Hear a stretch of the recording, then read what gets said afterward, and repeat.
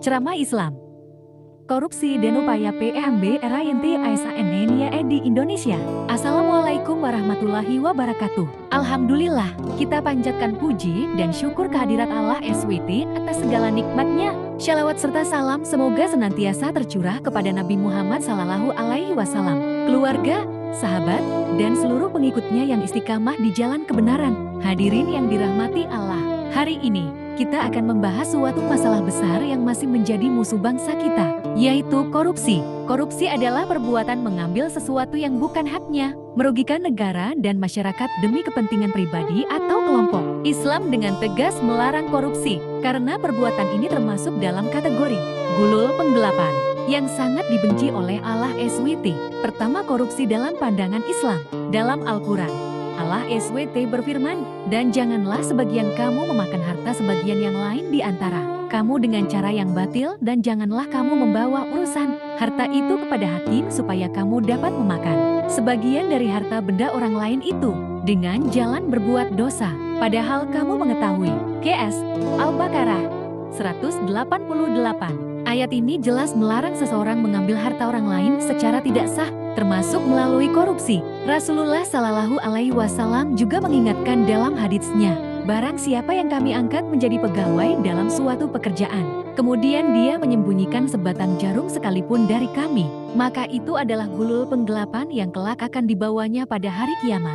HR Muslim ini menunjukkan bahwa setiap tindakan korupsi akan dipertanggungjawabkan di hadapan Allah SWT.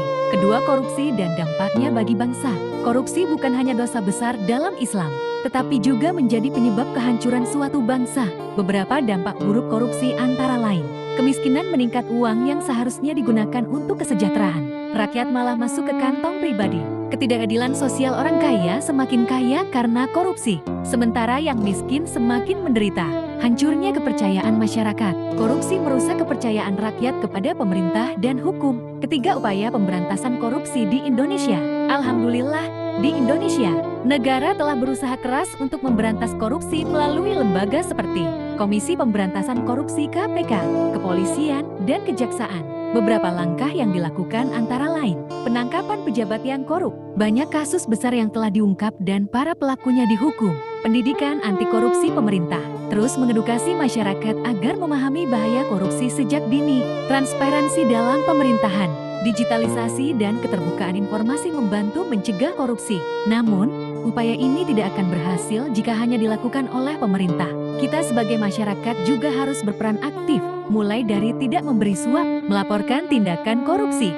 Keempat, penutup. Hadirin yang dimuliakan Allah, korupsi adalah penyakit yang harus kita lawan bersama. Islam telah mengajarkan bahwa harta yang kita dapatkan haruslah dari sumber yang halal. Rasulullah Shallallahu Alaihi Wasallam bersabda, "Allah melaknat pemberi dan penerima suap." HR Abu Dawud dan Tirmidzi. Oleh karena itu, mari kita teguhkan hati untuk selalu bersikap jujur, amanah, dan menjauhi segala bentuk korupsi. Dengan demikian, kita bisa menjadi bagian dari solusi untuk mewujudkan bangsa yang bersih dan bermartabat. Wassalamualaikum warahmatullahi wabarakatuh.